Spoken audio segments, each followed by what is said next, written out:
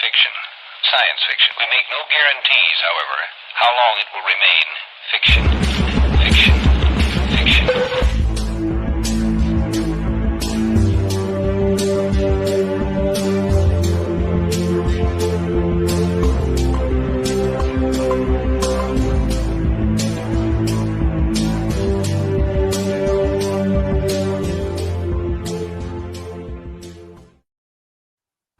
Universal iteration salutations to all you cognonauts out there, and welcome to Exofathom, the show that dares to explore the outside reaches of understanding. I am Nick, and I am joined, as always, by my two lovely co-hosts. Ayla, how are you? I'm good. UIS to you too.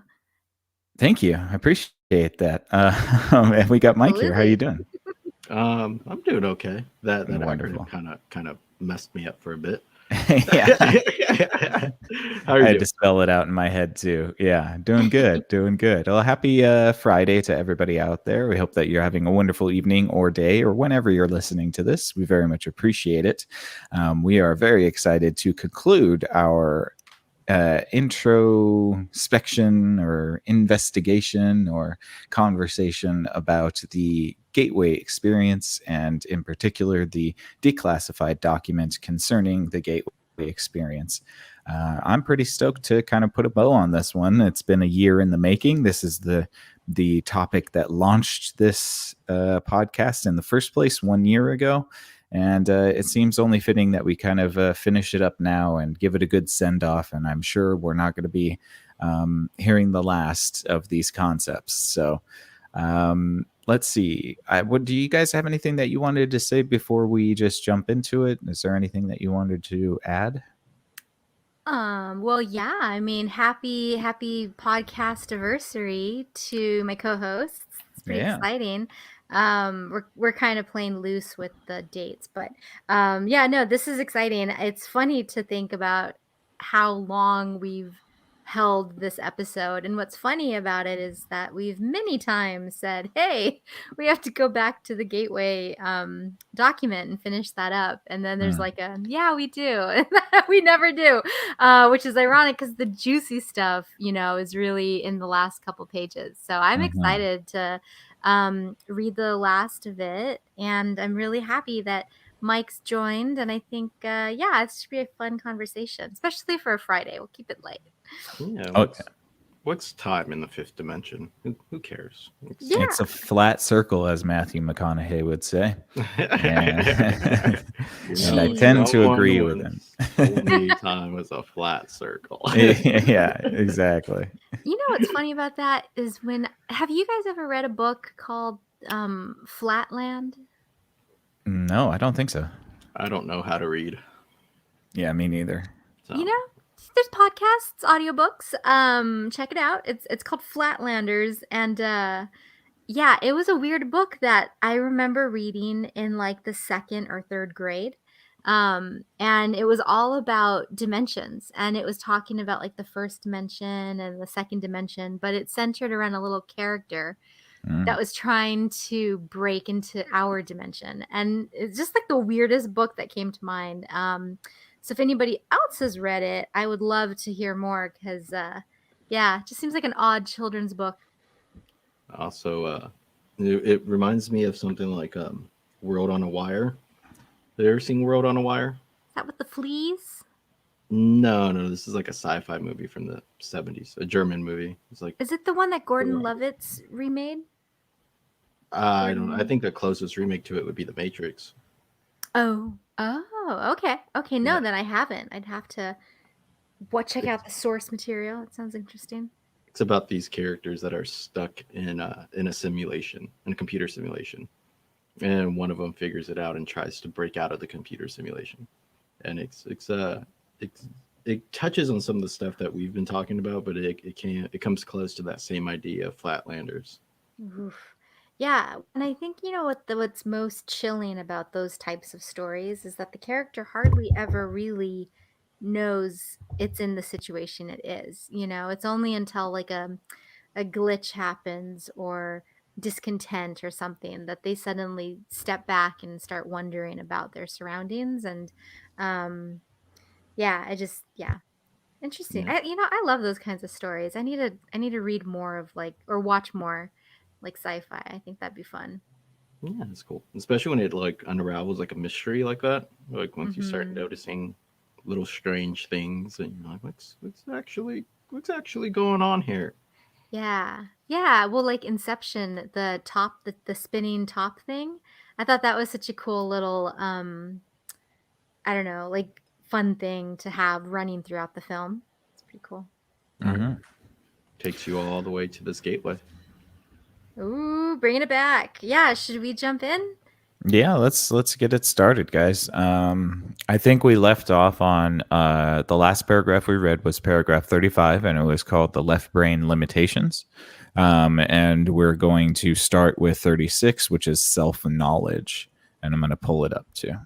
Hold on, real quick too, just to recap. So that left brain Yes. limitation stuff basically just said that, like the way we express ourselves or the way that we construct our sort of like logical systems can inhibit some of these right brain intuition and getting to hemisync and getting to what is it, focus level 10, 11, 12 or 12. 20 or something like there's a few different ones. Yeah. Yeah. But it's that need that humans have in their conscious for logic that Mhm. can inhibit a lot of the stuff. Yes, absolutely. It seems as though the process relies heavily on the right brain, which is much more abstract and thinks in sort of symbols instead of, more logical ways the left brain does.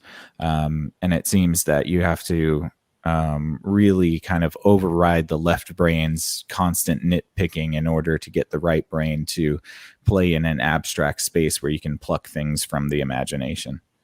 Why does the right brain have to be so passive? I was gonna say Yeah, the same right. thing. That Why is a are good our brains question. like that? Why did we Do you It's a develop good that question. way? do you think we just go insane if we just become right brain like dominant? Like Well, all of this imagination ends up not creating some reality that we can live in? you know what it Yeah, makes I me think it's think of? possible. It makes me think of ice packs. You know those dry freeze ice packs that you have to like break in half to activate? It's Hmm. like, our brains are these like unactivated things, but then you like connect these two weird different sides and then like poof, it's a human brain. Like and then it's weird because you can function with just a half a hemisphere. So it's like what happens then? Does the one hemisphere start to separate itself so that this is like a lived thing, or is it just like always going to be its own side? I don't know. I'd have to read about more about like what single hemisphere brain narratives. I don't know. That must be a hard. That almost sounds like was it Memento? Almost sounds like something like that. Or but it must be a, Yeah. a difficult life. That's for sure.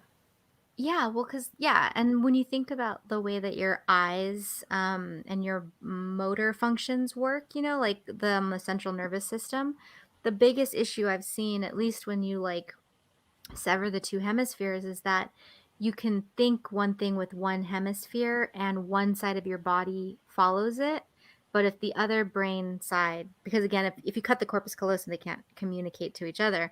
So the other brain side will think something else. And it'll, like, let's say you want to grab a red sweater from the closet, but some part of you wanted to get the purple one. Your hands will get both sweaters because they're listening to two different sides. And I don't know how they do that, like how they work on that therapeutically, but I know that that's something that like was a thing at some point. That sounds so frustrating. Yeah. You just end up wearing both sweaters and like two pairs of pants. You have like two different pairs of shoes on. Yeah, I don't know. I mean, like it's weird because they do that, and then like the reports is like they don't notice it until they put the sweaters on the bed, and there's two there, and they're like, oh, interesting. Or if you only used one hand, then you're getting the one that was the non-dominant side or something like that. The Um, opposite side maybe, because I know that's how Opposite like side, yeah.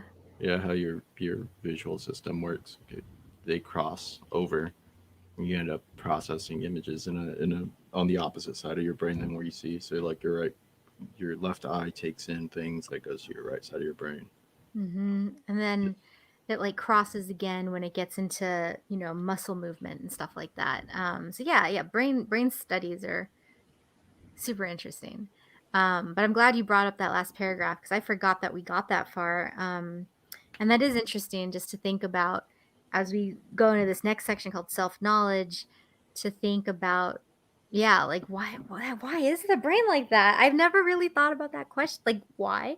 Um, You're the old Godzilla films. You see like King Ghidorah like biting himself, like the different heads fighting.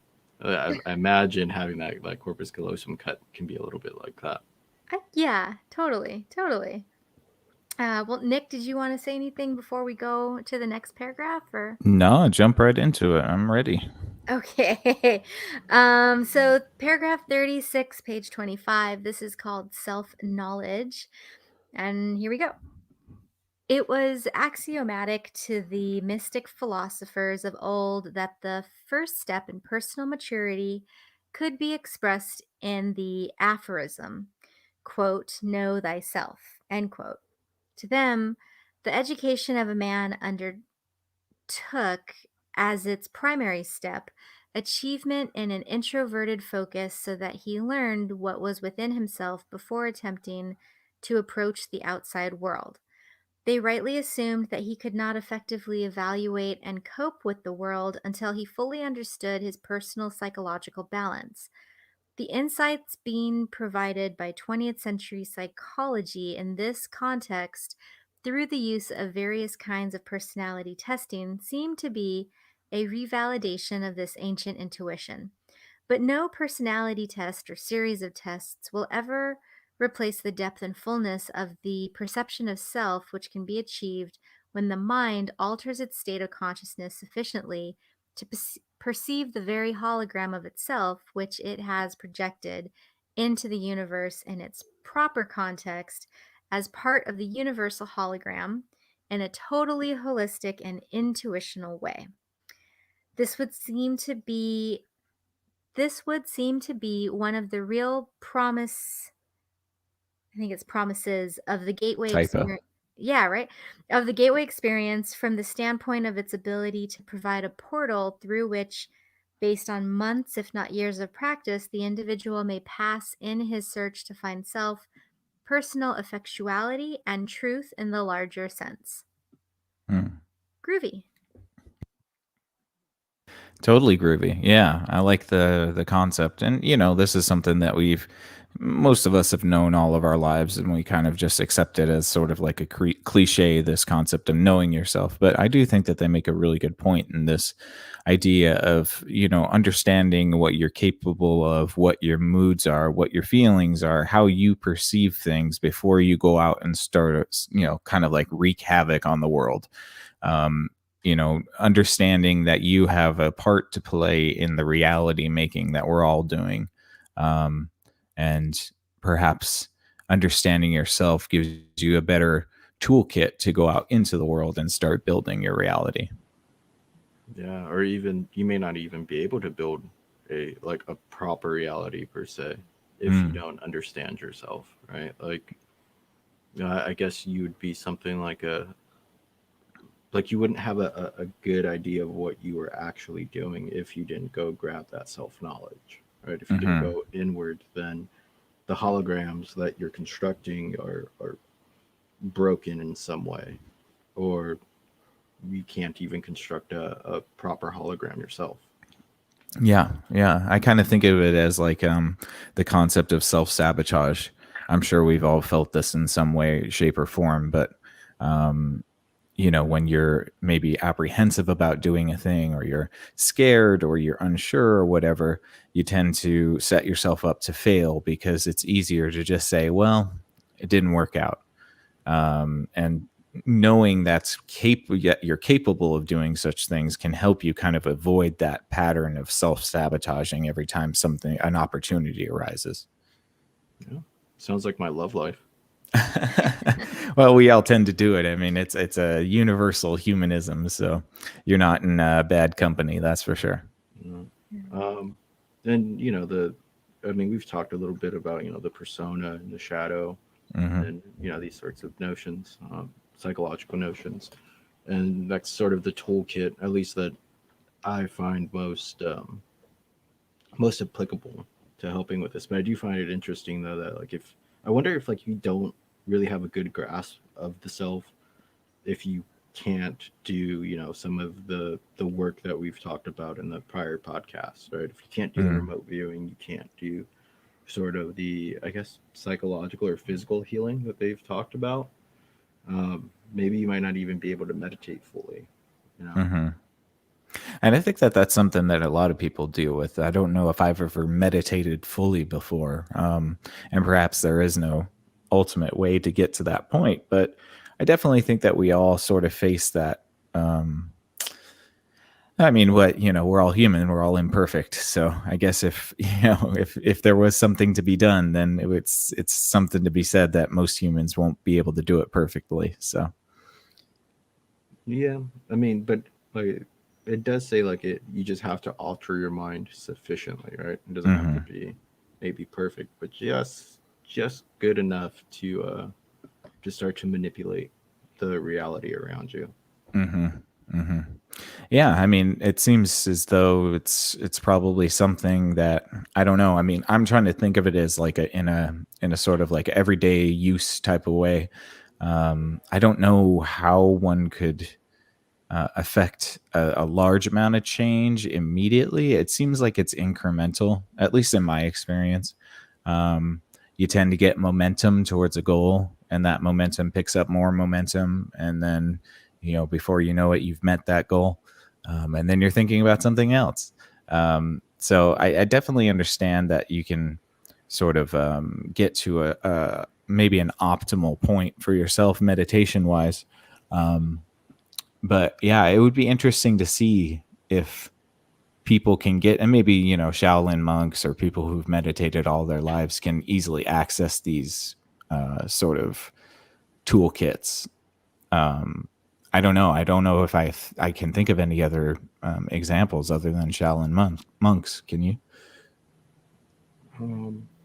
I think you have to be in the weeds with solving a certain problem, because like you can impact change pretty within like the human realm, right? Like if we're in a court case or something like that, and you've the problem has presented itself as how do I prove this person is innocent or something like that, right? And you find the right laws, you find the right precedences, you've constructed your rhetorical argument, then a lot of change can happen in a extremely short time. But it does take that, you're right, it does take that incremental work of that research in order to provide that one big punch of a moment to effectively change a whole system potentially.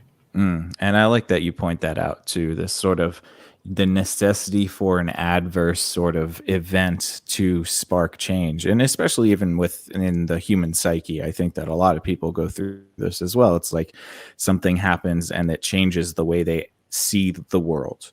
And so that catalyst for change seems to be very important as well. And I don't know, I don't know how you bridge the gap from being a reactionary person in that respect to being a proactive person.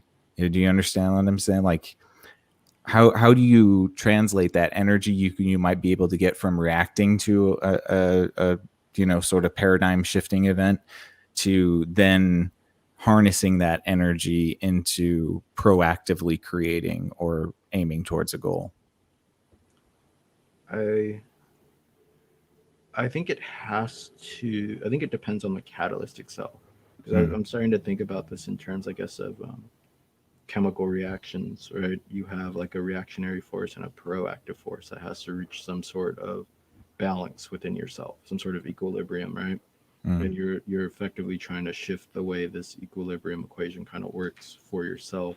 And I think it's dependent on the catalyst, where there has to come a moment of like I've seen what all the other humans have been doing, and they have not affected change. Like I've seen what the adults have been doing. Obviously, they don't have it under control, so I have to now act in a bold way or something like that. And so it depends on I think the volatility of your environment, right? Like if it's a chaotic environment, it might cause a bit more of an explosive reaction. Versus if you're comfortable in your environment, you may actually not even want to. You may see the proactive steps that you can take to cause change, but you may not necessarily want to. And it comes with the self knowledge that you can carry out those steps to become a part of the proactive thing. Mm-hmm. Yeah, that's all very interesting. Ayla, what are you thinking?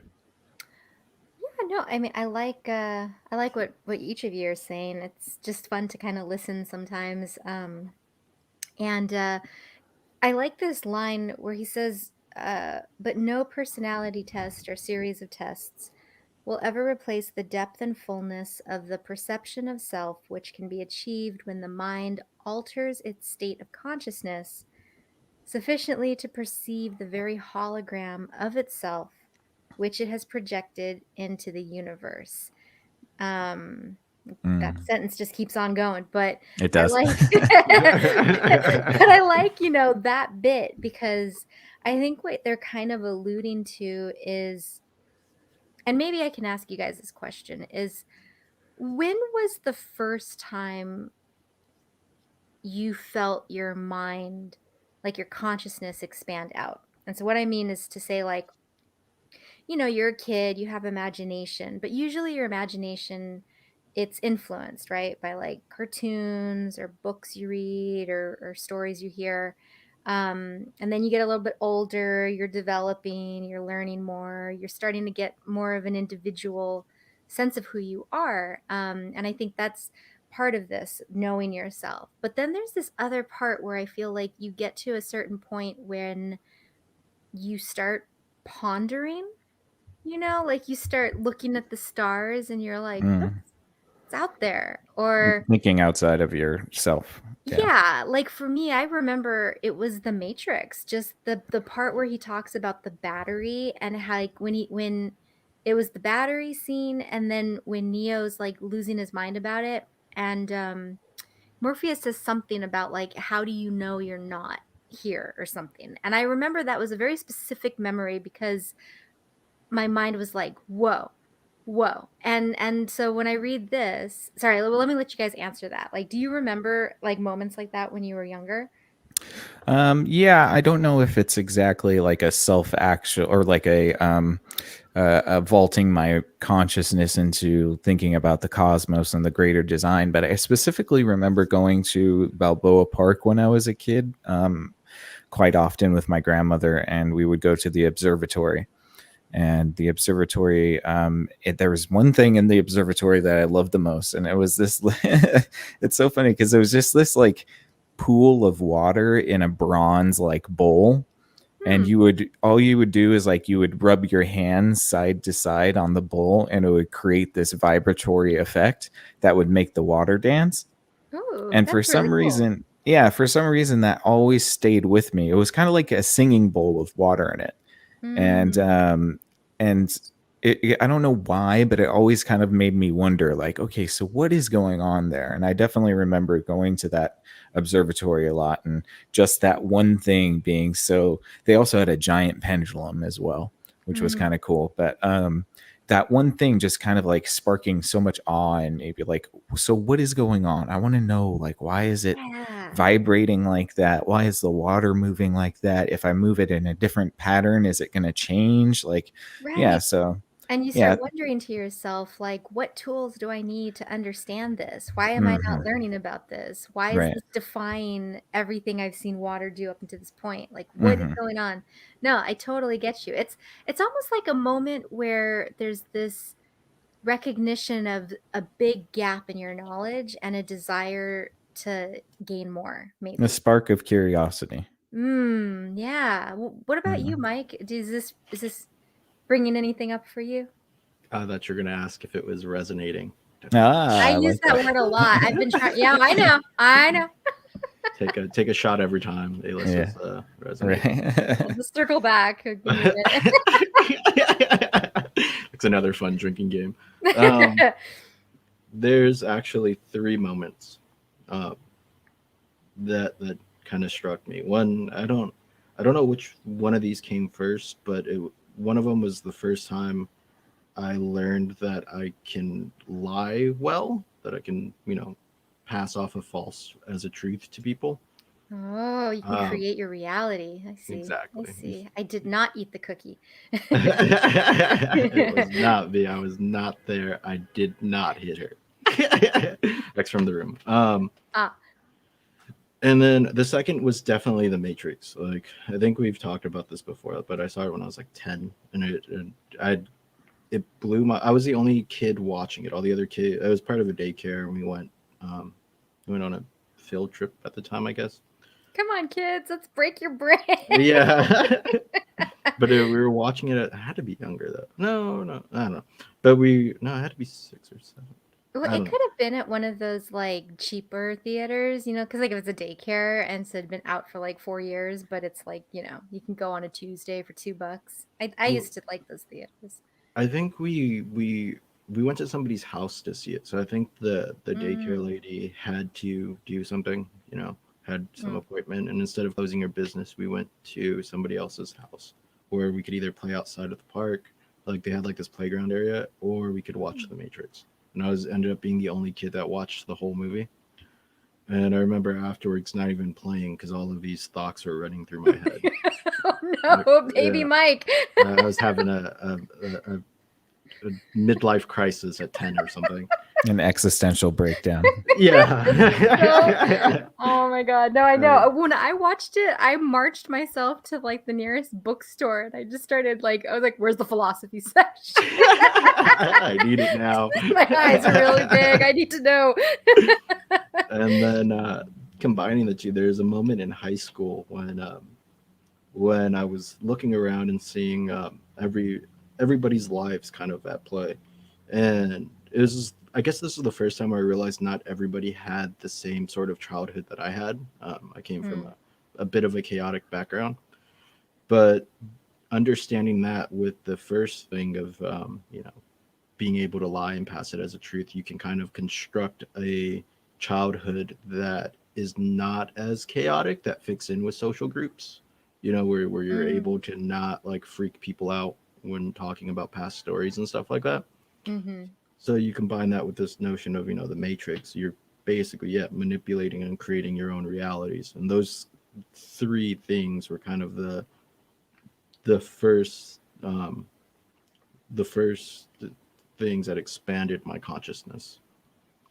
That's awesome. Yeah. And I mean, like, what I think I bring that up is because I feel like there's also, like, you can kind of feel it in your body when you're scratching the tip of a glacier of knowledge and you're like, whoa, wait, I just stumbled into something. And, with Google and books and, because we're fortunate to be living at a time that's so much further down the, like, go back 100 years, go back 200 years, 300 years, the like what's the word, exponential effect of the production of just knowledge, like the number of books we have today, more books than we had yesterday, you know what I mean, like we just keep amassing knowledge, and I think with that, so do we amass the potential to have more of these conscious breaking thoughts around really third dimensional stuff,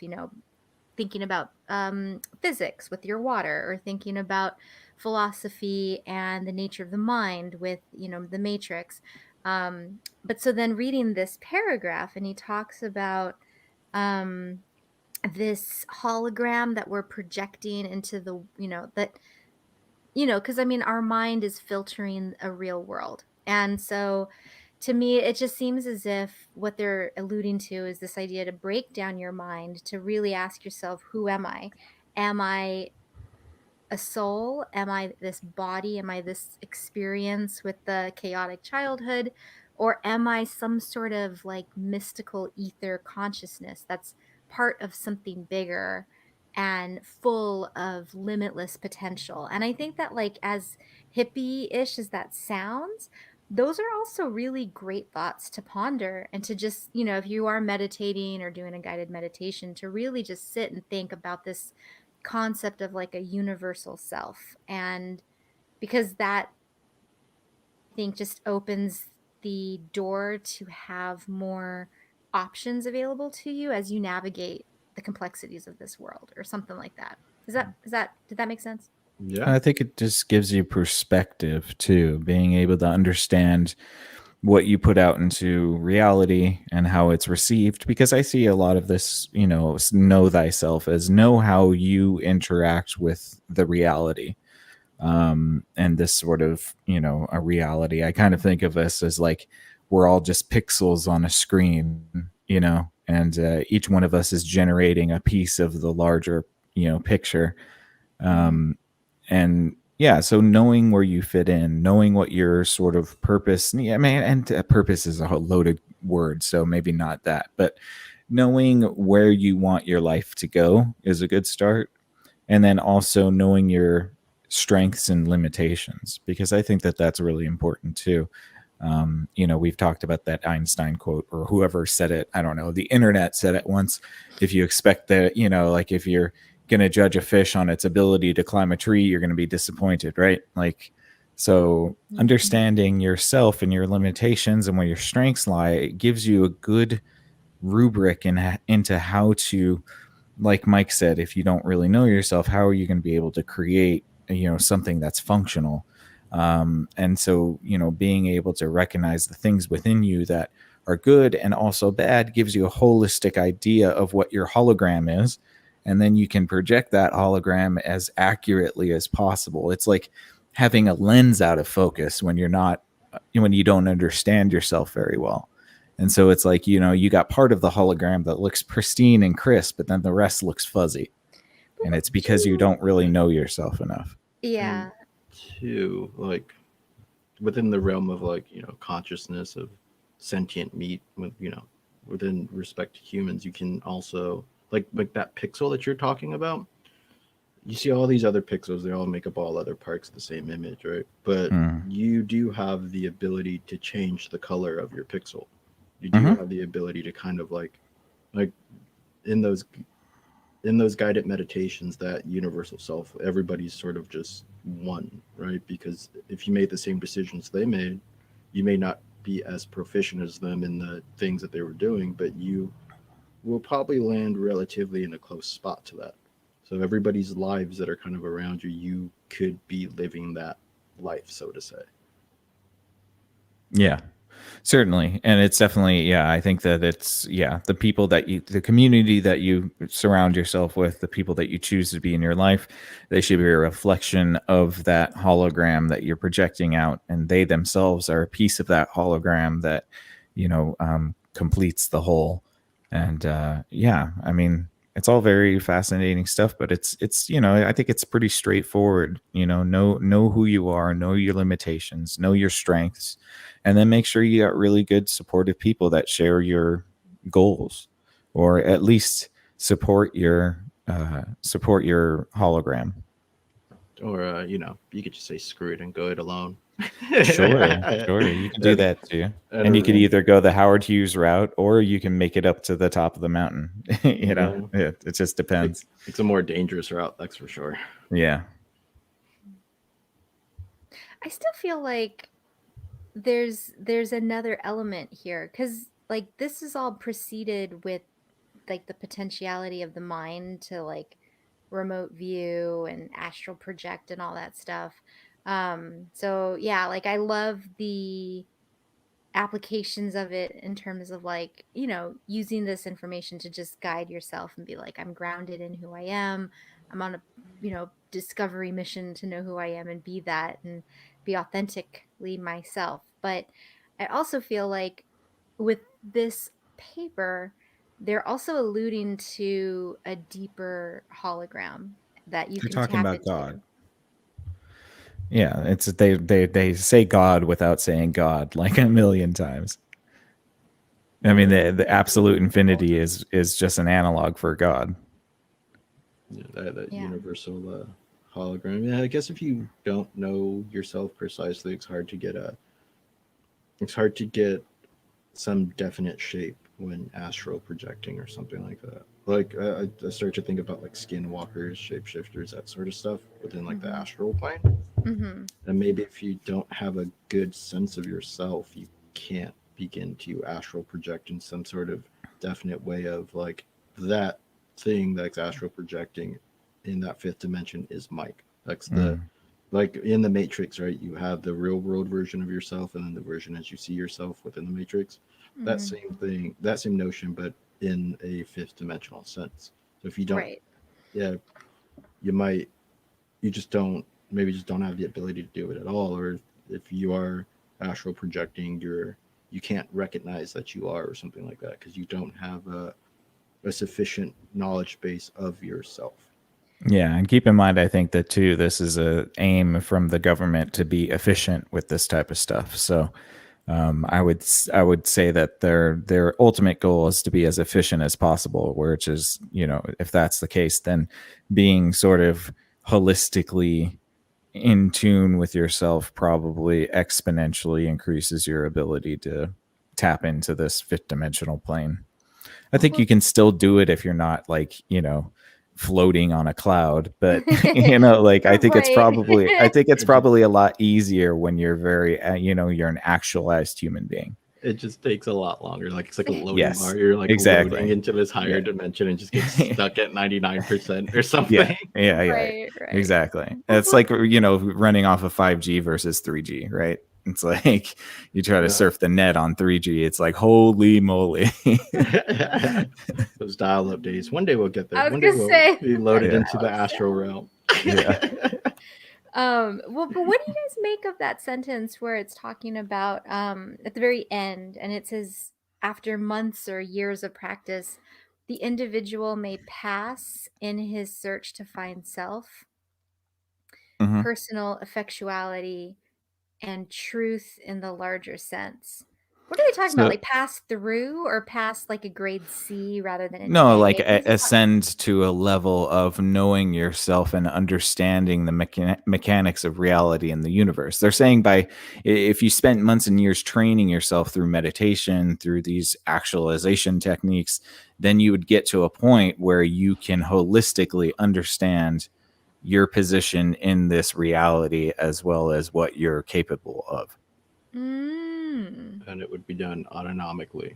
It would require thought or effort. It may not even be like that notion of truth may become an intuition. It may become it may become like a feel with a feeling of wisdom rather than because as we were talking about that left brain limitation type stuff, instead of being able to express it in words or it needs to become a right brain thing. Interesting. Oh, I like that. You kind of have to like subconsciously digest that, the actualization before you can, so you can allow the right brain to sort of like click right into that instead of telling the left brain, hey, go tell the right brain that we need to do this now, you're eliminating the middleman of the left brain. Oh, that's fascinating. What, anything else or? I'm just thinking of like the practicalities of like what concrete example. It might be something like instead of thinking about the work you have to do, you just start doing the work, sort of thing. I'd co-sign that because It's definitely it's definitely rooted in action over thought. I mean, at least initially, because I think that action kind of breeds thought and vice versa. So it's like you got to get the ball rolling, and it's easier to get the ball rolling through action because that's a physical demarcation of where you're going and your goal. Thinking is so abstract and it's kind of intangible. So it becomes harder to, position yourself in reality according to what your goal is. You're setting up those logical systems too of like, what is a goal? What do I have to do to obtain this goal? What are the steps I have to do today to get there? And then instead of actually just simply doing the work. Yeah, you're burying yourself in the bullet points. And what's funny about goals is often you change them, like you get halfway to something and then you know more than you did when you started and you're like, well, actually. But then action solidifies your goal, right? Right. So it then becomes harder to be mercurial about your goal. You actually have to stick to something and see it through, and then on the way to that goal, finally sticking up sticking to it and seeing it through, you've definitely given yourself an actualization credit, right? Oh my God. You get This to be like reminds me plus of, one like, actualization because I achieved plus this one one. goal. Yeah, totally. Gamify it, but yeah, 100%. And then you get to become like a wizard at like, plus 100 actualization. There it is. Well, and didn't you say that's like that 10,000 hour thing, like 10,000 hours to become really good at something, or to be qualified to teach it or something? To master it, yeah. Those are the easiest hours. Once you get past that point, that's the end right game. then, yeah, go crazy. right. Oh, that's so interesting. I like it. Right. Well, that kind of feeds into the next paragraph, motivational aspect, because I feel really motivated to act now, gentlemen, gentle folk. So here we go. It is a step-by-step procedure which involves repetitive practice of the techniques concerned, using each new insight as a means of penetrating farther during the next practice session. But the rate of progress is so much faster with the gateway approach than it is with transcendental meditation or other forms of mental self discipline, and its horizons seem to be so much wider that the discipline needed to practice it would seem to be within the means of even the impatient, result oriented, skeptical pragmatist of our society.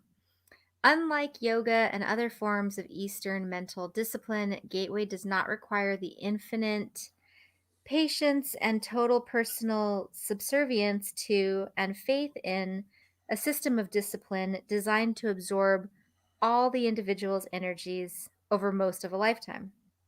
Rather, it will begin to produce at least minimal results within a relatively short time, such that enough feedback is available to motivate and energize the individual to continue working with it. Indeed, the speed with which an individual may expect to progress seems less a function of the number of hours spent practicing than it is a question of the speed with which he or she is able to use the insights gained to release anxieties and stresses within both the mind and the body. These points of energy blockage seem to provide the principal barriers to achieving the enhanced energy states and focus of mind needed for rapid progression. The more compulsive, the more uptight the individual may be at the outset, the more barriers he or she will initially encounter to achieving a deep or immediate experience. But as the insights begin to come and the blockages begin to dissolve, the way ahead becomes increasingly clear, and the value of Gateway moves from the status of a matter of intellectual assessment to one of personal experience. Yeah, just like we were talking about, this incremental sort of step-by-step thing. And I think it's interesting too, they talk about discouragement, this concept of like things like yoga and transcendental meditation requiring so much of your life to get to a point where you might experience these things. And then, they recognize within this sort of gateway process that people need to see results relatively quickly or else they get discouraged. And I think that that's a really big thing that they don't necessarily expound upon too much. But I think that that's what, we were talking about when I mentioned like reality making occurring in a vacuum. It's that initial discouragement that keeps us from pursuing that reality. And sometimes it's best if we can see results as quickly as possible to know that we're on the right track. Yeah, I wonder too if it's a Western thing, right? Because he talked about Eastern disciplines, and in our Zen meditation podcast, I think we had a discussion about, what's the point of doing, that sort of meditation if you don't get anything out of it. Like some people can meditate for hours and not get that feeling that someone may have if they just meditate for like 10 minutes, 15 minutes or something like that. And my point was like the whole fruit of the endeavor is that you may try this thing and get nowhere, and to understand that as the fruit of the Zen meditation practice, that eliminates that discourage. It's like, with that uptight person type thing of like, they don't see those goals actualized and they just kind of throw it out. But once once you get past the barriers of like, oh, this is doing nothing for me, I shouldn't be doing this, why I look dumb, I'm just sitting here with my eyes closed or something like that, that's when it starts to accelerate and you actually get something back out of it. Yeah, you get that inertia. It's like the inertia of achieving. It just continues and continues to grow. I mean, like when we look about it, think about rich and famous people. They just get stuff for free. Like you get to a point in society where you're rich and famous enough that you don't have to pay for anything anymore, which is ironic. But like, so it's it's that iteration of that inertia, that momentum that builds and builds the more you roll on. Yeah. Yeah, no, definitely so. And I like this notion that it moves from the intellect to like the realm of wisdom, because it kind of gives credence to things like philosophy, right? Philosophy being philosophia, the love of wisdom. So like this, you have to somehow take this intellectual concept and move it to this thing called wisdom, and it becomes what that vehicle is personal experience, and then that becomes intuitions. You don't need to think about it anymore, constructed in the left brain. It just becomes the autonomic response of things. Yeah, definitely. Yeah, it's a roundabout way of saying live your life. Yeah, it's a 29-page thing of saying just live your life and things will happen. Cause and effect, and things will happen. Yeah. I think that we could wrap it up with that. Live your life and things will happen. Guaranteed. Maybe if you go outside. Put it on a shirt. Yeah. Well, I like the idea too that he talks about releasing anxieties and stresses from the mind and the body. And I think this gets back to one of the earlier paragraphs about just, just trying to get to that calm, synced up state. And I think we were talking about like sleep and how it's like, not sleep. I don't know. In the last episode, we were talking something about like body tension, and it's just this kind of is all like just reiterating that, to just live your life. Things will happen. Yeah, it really comes down to that.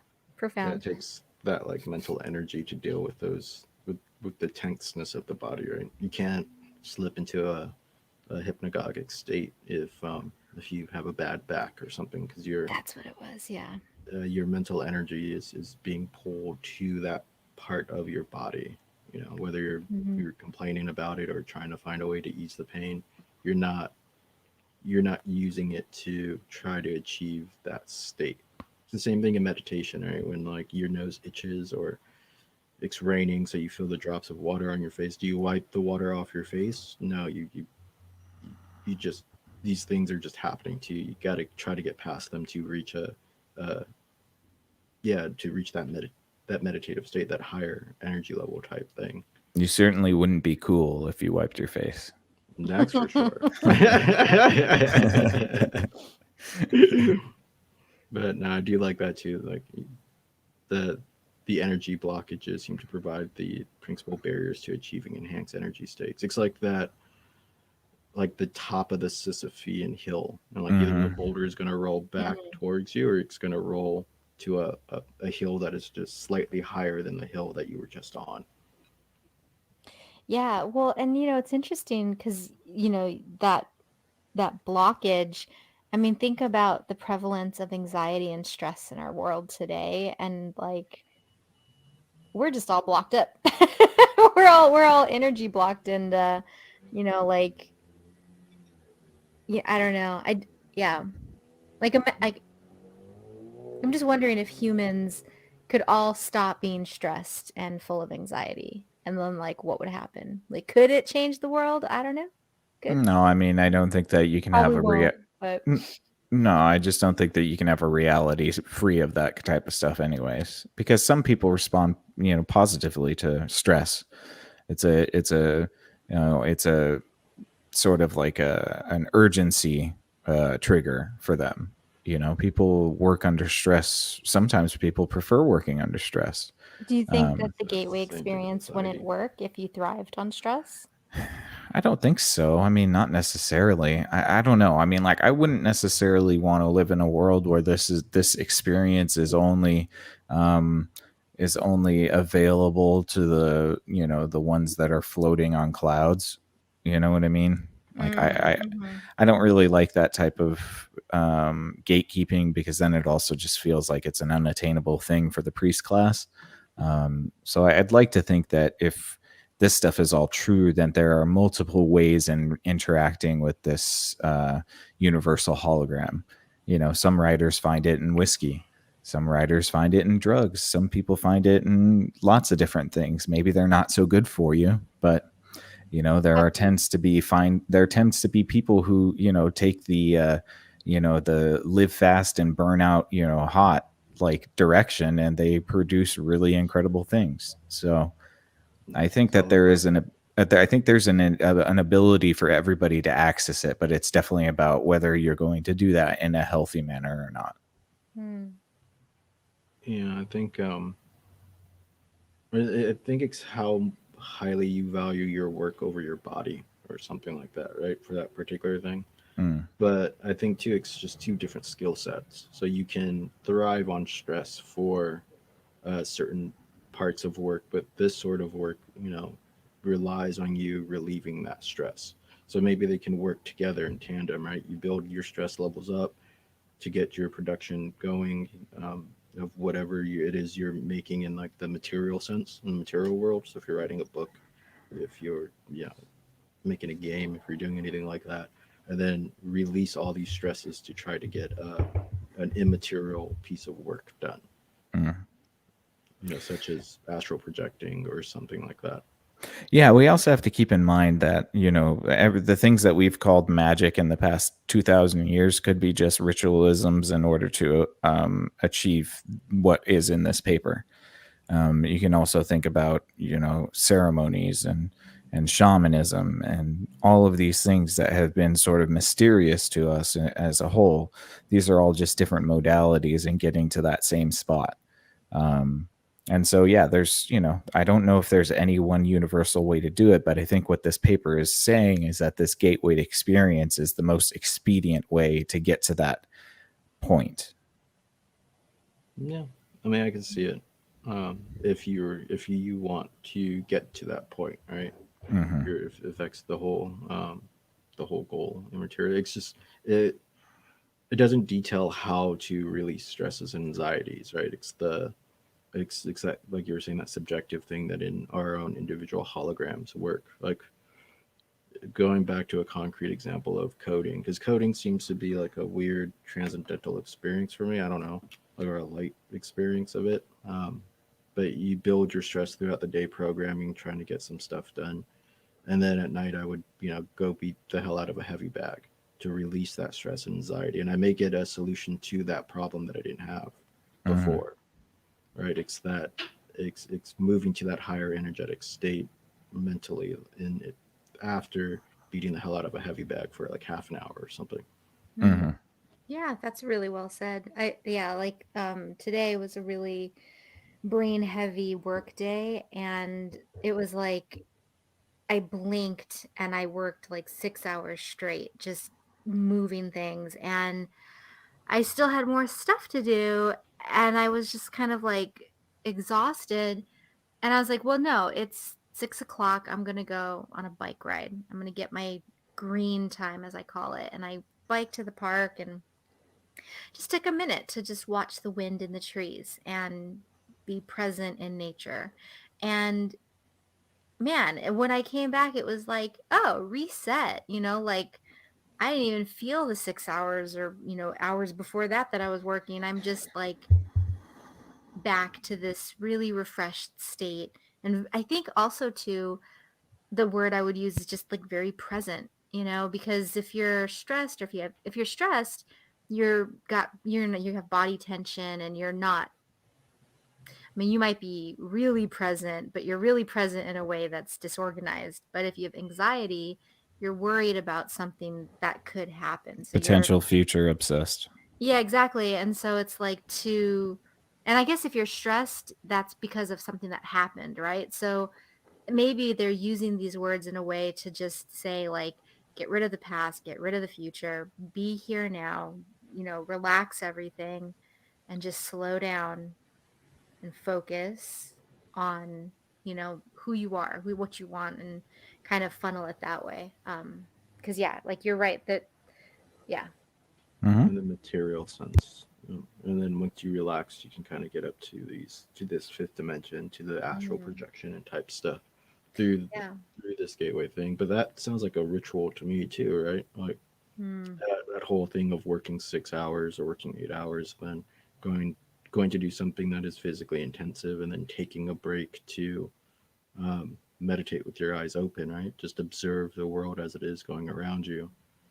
Well, and yeah, well, I wouldn't call it ritualistic or anything like that, because I think like the day before that I worked like 12 hours, and then the day after that I could only put like 4 hours together. It's just so exhausted. So I need a routine, and I value routine, but it's also like sometimes you just can't get on board, or at least I haven't been able to train my mind to be like, we're gonna do 8 hours right now and then stop. Like I definitely need flexibility because Well, it's time in the fifth dimension.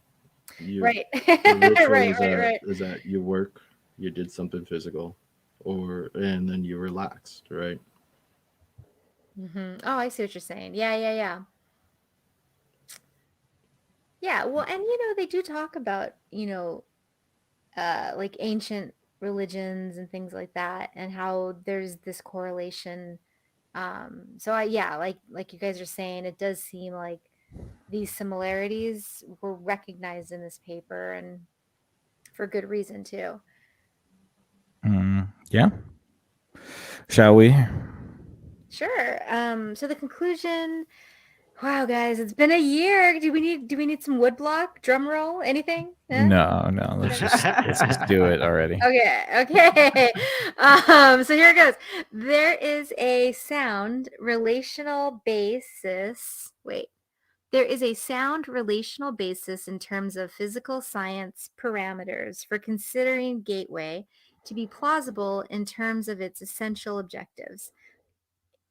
Intuitional insights of not only personal but of a practical and professional nature would seem to be within bounds of reasonable expectations. However, a phased approach for entering the gateway experience in an accelerated mode would seem to be required if the time needed to reach advanced states of altered consciousness is to be brought within more manageable limits from the standpoint of establishing an organization-wide exploitation of Gateway's potential. The most promising approach suggested in the foregoing study involves the following steps. A. Begin by using the Gateway hemisync tapes to achieve enhanced brain focus and to induce hemisphere synchronization. B. Then add strong REM sleep frequencies to induce left brain Quiescence. quiescence. That's a beautiful word. And deep physical relaxation. C. Provide hypnotic suggestion designed to enable an individual to induce deep autohypnotic state at will. D. Use autohypnotic suggestion to attain much enhanced focus of concentration and motivation and rapidly progressing through Focus 12 exercises. E. Then repeat steps A and B following use of the autohypnotic suggestion that an out-of-body movement will occur and be remembered. Step F. Repeat step E to achieve facility in gaining out-of-body state under conscious control. Alter hypnotic suggestion to stress ability to consciously control out-of-body movement and maintain it even after REM sleep state ends. Step G, approach Focus 15 and 21 objectives, escape from time, space, and interact within new dimensions from the out-of-body perspective. Step H, use multi-focus approach to solve problem of distortion in terrestrial information gathering trips. This approach involves the use of 3 individuals in the out-of-body state, one viewing the target object here, in time-space, one viewing it at focus 15 as it slips into the immediate past, and one viewing it at focus 21 as it slips from the immediate future. Debrief all three and compare data gathered from the 3 points of view. If care is taken to ensure that the three all go out of body together in the same environment, their consciousness energy systems should resonate in sympathetic oscillation.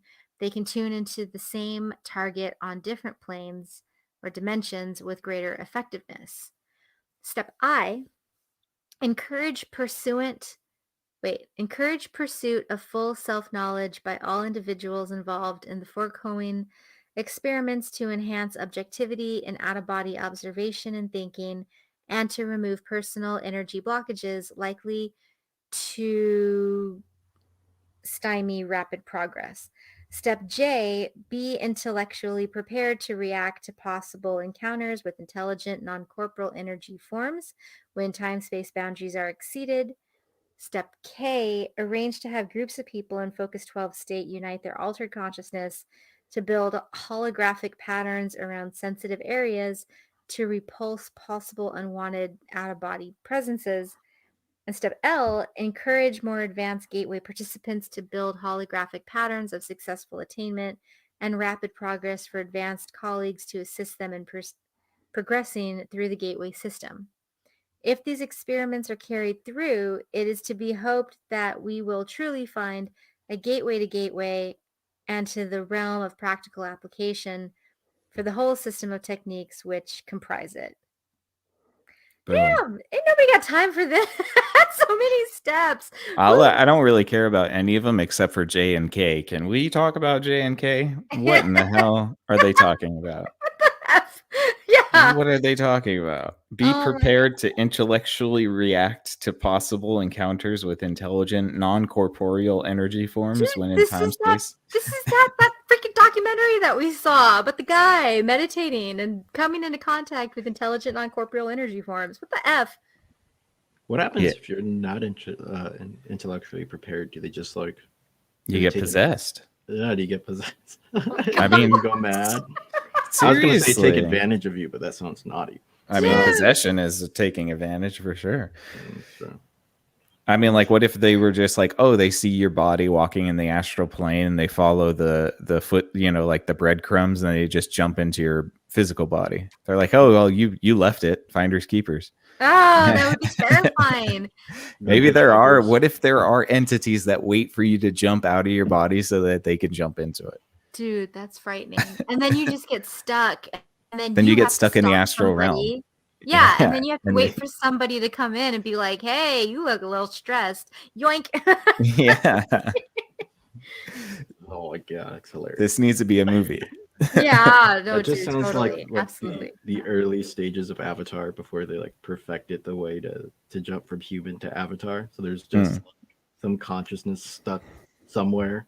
Just exactly. That tree. I mean, but like, what are these energy forms? What are they, guys? Honestly, like it, because, you know, with this UFO thing and the alien thing and all this fifth dimensional talk, it's like, do you think that we're going to get to a point where they just finally say, you know, all the things that you've been hearing about demons and angels, well, it's all true. No. And monsters and all of that. Technical terms, so it's not scary. Like right, intelligent, non-corporeal energy beings. The F. What if the way they talk to you is through your thoughts? Are you so sure that those thoughts are yours? Yeah, no. Most of the time, my thoughts are not my own. I just pull them from the ethers. That's that intelligent non-corporal energy forms. Just maybe I already am possessed. Oh man. How do you know you haven't been taken over by a non-corporeal energy form? What if that's who you actually are? Disprove that. Oh man! Like all of us are actual non-corporeal energy forms, but like, then the Scientologists were right, and we are literally thetans living in bodies. Stop. Oh my God! Stop! No. Just about the narrative. I hope there's no narrative. I hope it's just there's like a line of people or like a line of like energy forms waiting to like pick up new bodies. Yeah, it's like the DMV. Oh my god. You have to register your body. Now serving B39. Dude, did you guys ever watch that movie Grand Canyon? What? No. Oh, dude, that's exactly what it was. It's like your energy form went to some way station and there were all these trains. And yeah, like, will Soul 49 please get to station 6? And then you get on a train and then you're put inside a baby somewhere and then you wake up and you live all over again. And that's why children remember their past lives up until about 5 years old. What? Stop. There's so many kids that have talked about past lives, like under sub 5 children that talked about how they were something else before they, just before talking they out of their maybe they're talking out of their ass, or maybe the veil hasn't fully shifted over yet and they kind of remember what it was like before. Could be crazy. What if like animals can remember their past lives? So that's why we're not allowed to communicate with them. Yeah. Yeah, and it is kind of funny because animals seem to kind of get one another, and it's like what must they think of humans? Like if they can all, They probably try not to, and they probably try to avoid us as much as possible, which I don't blame them for. I like this whole raid sort of thing though, or like arrange to have groups of people in focus 12 state, unite their altered consciousness to build holographic patterns around sensitive areas to repulse possible unwanted out-of-body presences. Yeah, man, you got to have an army when you go into the astral realm. You never know. Like, this is such a great, like, what about an astral realm like bank heist? You know what I mean? Like, this is what it reminds me of. What are you stealing like wisdom, like the you're stealing like pieces of knowledge, like universal knowledge. That would be so dope. Where's the book? You got to get through all the steps in order to do it. Yeah, the TV show Legion was a little bit like this, which is interesting. It's based on a Marvel character, an X-Men character, but yeah, there was definitely a lot of astral realm stuff going on, and you can get lost being an explorer of the astral realm for sure. No, I wouldn't be shocked. Looks like, I'm sure they've had to have people slip into like comatose states or something like that. Oh yeah, you can't find your way back, sort of thing. Oh well, now this just sounds like freaking the Supreme when they decide to dip into the underworld and then come back as one of like the 7 wonders, was it? Yeah, and then some of them get stuck there. Yep. And they never come back. I mean, like, why do you think all of these stories have been told for so long? I mean, we must have known something, and if our imaginations are creating it, then it exists somewhere else for sure. No, I don't like it. That underworld is like lower dimension or lower vibrations. Why did you have to bring up the Thetans? And maybe that's why it's good to be self-actualized and know yourself, so that you can have inner harmony, so that when you project into the astral realm, you're not projecting into a lower vibration. Yeah, and so you're consistent, and when a demon takes over your body, they're like, hey, Nick's been acting really weird. Right. He was so established in who he was, and suddenly it's like a 90-degree turn. Yeah. And then, totally. Your focus 12-21 buddies will be like, these are signs of... That's when you get the Men in Black knocking on your door. Or the priest, the exorcist. Or the priest, yeah. Yeah, I thought his eyes were like blue or something. I didn't know they were red. Yeah, right. I'm just like up in a corner of the room, like on my hands and knees, like vomiting everywhere. Nick is acting really weird. I don't know what's going on with it. Did he eat some bad food or some bad I think he ate some bad lettuce. Yeah. Oh well, just leave him up there. He'll be fine. Yeah. He'll come down after a while. He'll get tired eventually. Vic's like this from time to time. It's no big deal. It's okay. Yeah.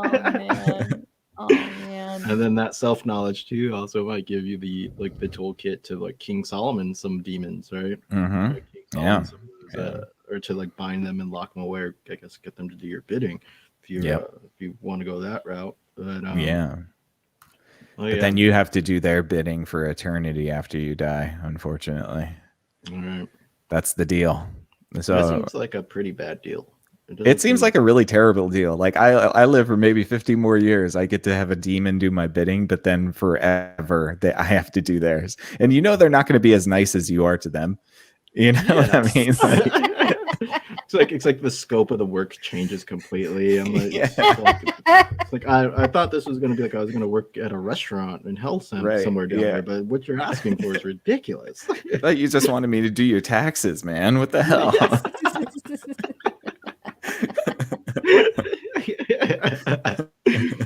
Oh man. Yeah. Well, yeah. This is some cool stuff for sure. Very cool. I do find it interesting though that like there's a big thing on removing personal energy blockages. Otherwise, this progress gets retarded in some way or form, right? Yeah, like it slows down or even comes to a stop completely. It goes or just can't even happen. Yeah, because like if you're all blocked up with that stuff, and it's like we all accumulate blockages over our life. It's called negative experiences. So all these negative experiences that we pick up over our lives, it's they can block us from being that fully actualized person, but they can also be an impetus to that actualization as well. So like there's a flip side to the coin where it's like you can use that energy to improve yourself as well, but you have to understand that energy, right? Like fear makes you dumb. Absolutely. And if you don't quite understand what you're afraid of, then you can't ever get past those fears. Yeah, absolutely. Yeah, definitely. Ayla, you got anything else? Yeah. Apparently, okay. I just wanted to. Okay, sorry. I was scrolling up because I thought it would be cool to read the first paragraph or just skim it to see if there was any kind of like closed loop on this. Anyway, I Googled gateway experience to try to find the first page. Come to find out that Vice did a whole article about this on February 16, 2021. Because apparently gateway is blowing up on TikTok and there's over 59.9 million hits on this hashtag. So like people are talking about CIA Gateway Project, which is odd to me that there's suddenly all this interest in the gateway, which I don't know if that could just be us having been talking about for all this time, but like it's been in the community for I'd say since 2003 when it was released, but it's definitely gained steam in the community for the past like 3 or 4 years. Interesting. Yeah, I think that there's going to be something about this particular print up that is going to be revolutionary, perhaps, and perhaps something in this is going to be found out to be true. I think that's why this paper is so important. I don't know if everything will be found out to be true about this, but I would be willing to bet that there are certain elements of truth about this, and that's why it's resonating with so many people right now.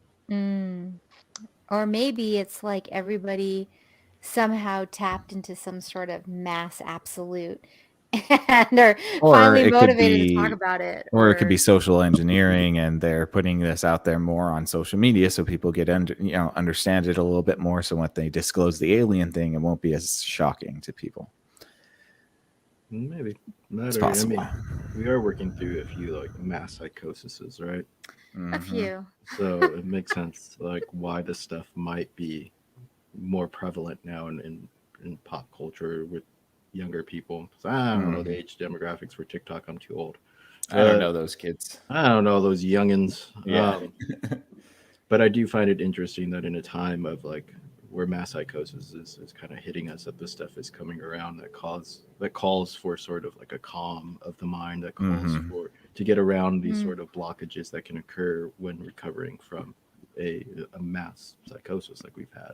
Yeah, definitely. Well, I think that it's definitely really important. I'm going to be probably binding this little document here and adding it to my library so that I have it forever, because I think it's an incredible read. I really enjoyed the journey that it takes you on. And if you're interested in this type of stuff, I mentioned this on our last episode. Itzhak Bentov is really kind of the engineer behind the whole philosophy and of this paper and this idea of holographic universes and resonant energy fields.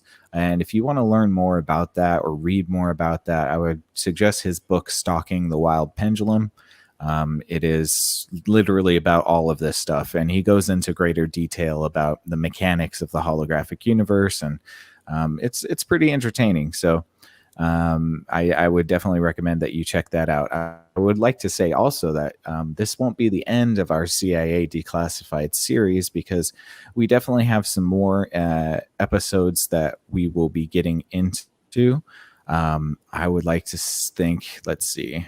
I know that we have a few here that I was looking at. Oh, yes, there's one on an astral projection caper, which I think will be interesting. There's one about cryptology and ESP. There's one about ESP and psychokinesis. There's one about learning how to be clairvoyant. There's one about poltergeists, the psychotronic universe, and the cognitive science program by the Stanford Research Institute, and the theory of reality. So these are all documents that were released in the same sort of dump that this one was, that we can definitely look into in the future. So if you're a fan of these declassified document dumps, then we will definitely be doing more soon. But yeah, thank you so much, you guys. Do you guys have anything you want to add before we wrap this one up? No, just apply this stuff practically. Take it to your day-to-day life. It works. Absolutely. Yeah, actually, no, I'd like to add something that I think would be kind of fun. So for anyone who's listening out there, if you have friends who dig this kind of esoteric stuff, it seems to me like you might want to start considering like a group meditation thing. Because in the end of this one, they talk about, giving roles to different people doing it. And I don't know. I feel like with that other documentary, they were also talking about the impact of group meditation. And I just think that would be something really cool to try. I know Nick and I, we were trying to form a meditation group years ago.